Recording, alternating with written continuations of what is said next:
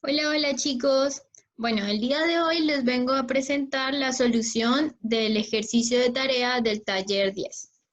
Este ejercicio constaba de una operación unitaria conocida como la extracción líquido-líquido. Para ella teníamos un set de tres ecuaciones que representaban un modelo simple y con estas ecuaciones se representa la recuperación y la concentración del sulfato de cobre presente en una corriente mediante el uso de un solvente orgánico. La composición del sulfato de cobre se denota como X y cambia a lo largo de n etapas de extracción.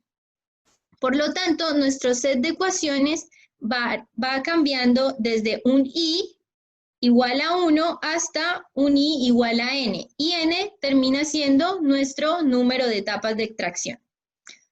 Nuestra primera ecuación ya tiene incorporada la composición de la etapa 1 y la composición de la etapa 2. Y la última ecuación hace referencia a la última etapa de extracción que corresponde a la composición en la etapa N-1, o sea, la etapa anterior, y la composición en N, que es la composición final. La ecuación número 2 se repite n veces. Entonces, si nosotros necesitamos, como aquí nos piden, considerar 10 etapas de extracción, lo que necesitamos es, si tenemos un sistema de 10 etapas de extracción, necesitamos 10 ecuaciones. Nuestra ecuación 1 y nuestra ecuación 3 son intactas. Así que en las otras 8 ecuaciones que nos hacen falta van a salir de la segunda ecuación.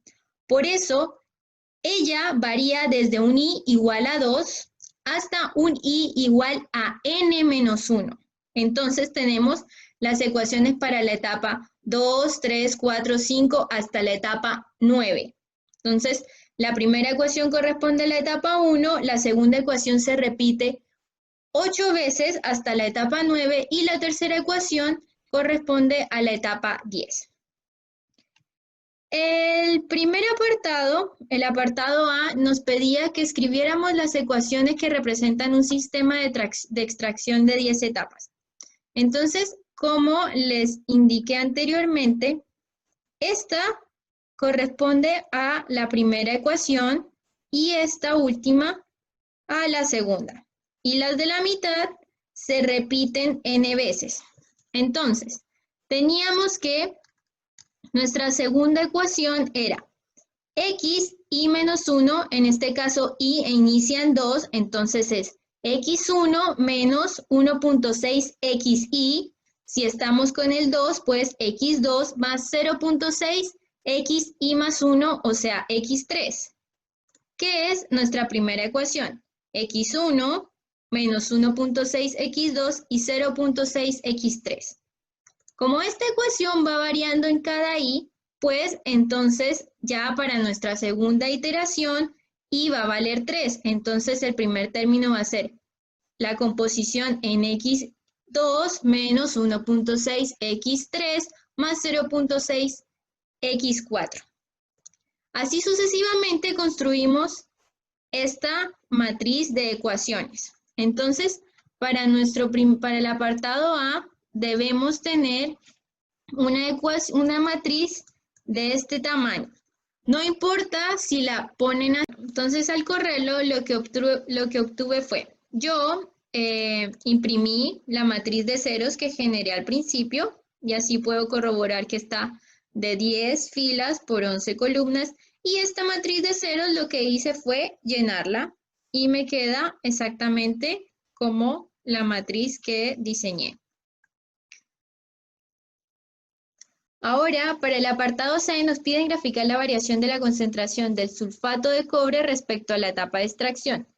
Para ello vamos a utilizar el algoritmo de Gauss-Jordan y nos piden guardar el gráfico en PDF. Bueno, en este caso lo que hicimos fue a nuestra matriz que creamos anteriormente, vamos a adicionarle el método de Gauss-Jordan que diseñamos en clase. Rápidamente recordamos que el método de Gauss-Jordan lo que busca es, desde una matriz, convertirla en una matriz identidad con la cual su diagonal son unos y el resto de valores son ceros. Con ello obtenemos que la última columna es la columna de los resultados, la que nos da los valores de las concentraciones. Entonces, para ello, pues tomamos nuestro pivote, en este caso lo vamos a llamar CP, y nuestro pivote es el primer valor de la primera fila y la primera columna. Y lo que vamos a hacer es nuestra primera fila, dividirla en nuestro pivote. Ahora lo que tenemos que hacer es a la segunda fila restarle la primera fila por el primer valor de la fila, de cada una de las filas. Entonces, como ya nosotros hicimos el cambio de la primera fila, ella no va a volver a cambiar. Por eso vamos a crear un nuevo for que va a funcionar si J es diferente de I. O sea, si yo ya multipliqué por el pivote de F1, no voy a tomar F1. Si yo vuelvo y lo hago nuevamente y ya multipliqué la fila 2 por el pivote de F2, no voy a utilizar F2. Y lo que voy a hacer es, como muestra la ecuación, bueno, entonces en este caso lo que haría es, a la fila 2 le resto el primer valor de mi fila y lo multiplico por la fila anterior. Y así sucesivamente. Con estos for, yo ya puedo obtener mi vector solución, así que ya obtengo mi matriz identidad y obtengo mi vector solución, el cual se va a llamar S. Ahora, como necesito hacer un gráfico, obviamente ya tengo mi vector S y ¿qué me hace falta? Mi vector S es mi vector Y, así que me falta mi vector X. Mi vector X simplemente son las etapas, así que lo que hago es crear un vector desde 1 hasta 11 de 1 en 1, para que me dé una etapa, 2 etapas, 3 etapas, hasta 10.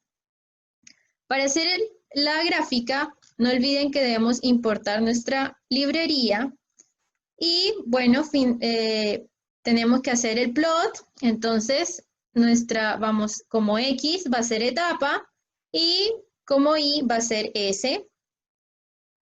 No olviden colocar los nombres de los ejes, entonces mi eje X etapa, mi eje Y concentración, y pues el comando para guardar en PDF es plt.savefig y entre paréntesis el nombre que le quieran colocar al archivo .pdf.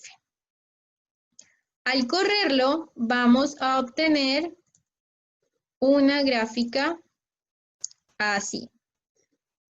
Entonces, ¿qué podemos ver en esta gráfica? Que obviamente la concentración va incrementando a medida que se adicionan más etapas. Entonces, en las primeras etapas la concentración no varía mucho, pero en las siguientes etapas ya tiene un cambio mucho más grande. Y ya casi se aproxima a ser un 1, por decirlo así. O sea, casi que puro tendríamos el compuesto.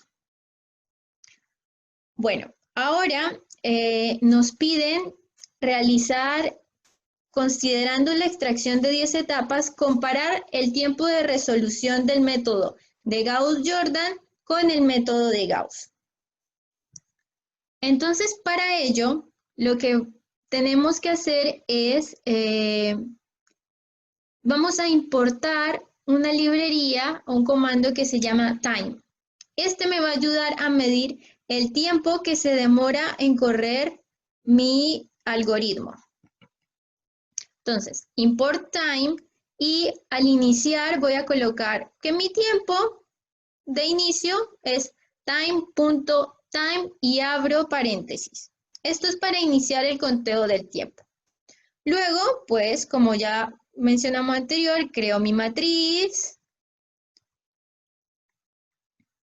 Tengo el método de Gauss-Jordan, obtengo mis resultados y voy a imprimir el tiempo que se demoró. Entonces, el tiempo que se demoró es time.time y abro paréntesis, y esto ya es el tiempo final.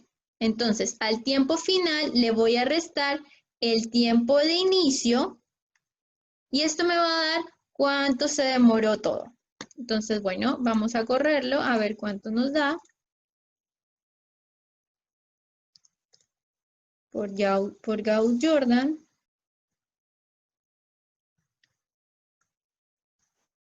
Y bueno, ¿qué obtuvimos acá? Bueno, nuestra matriz de ceros, la matriz de coeficientes que habíamos hecho, nuestro vector de resultados, y tenemos que el tiempo en segundos con Gauss-Jordan es de 0.02490. Sí, o me dan las ecuaciones más cortas, pero que yo entienda que los coeficientes correspondan con el X determinado. Ahí estaría el apartado A. Ahora para el apartado B nos piden que considerando 10 etapas tenemos que plantear en Python un ciclo para establecer la matriz ampliada que representa el sistema de ecuaciones. Ya, para desarrollar esto, una manera fácil de verlo es así.